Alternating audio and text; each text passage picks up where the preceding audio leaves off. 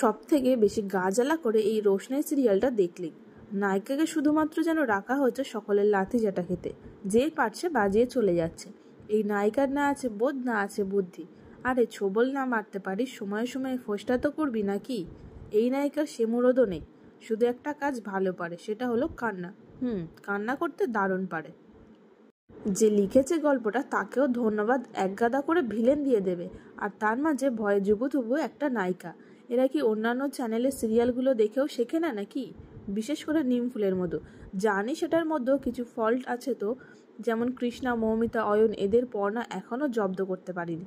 তবুও ওখানে নায়িকাকে দেখুন, ওই জন্যই তো লাগাতার টিআরপিতে প্রথম দুয়ের থেকেই চলেছে। বাকি আর কিছু বলার নেই, তোমরাই বলো তোমাদের কেমন লাগছে এই সিরিয়ালটা। দেখুন রোশনাই, প্রতিদিন রাত 8:30টায় শুধুমাত্র স্টার জলসায়।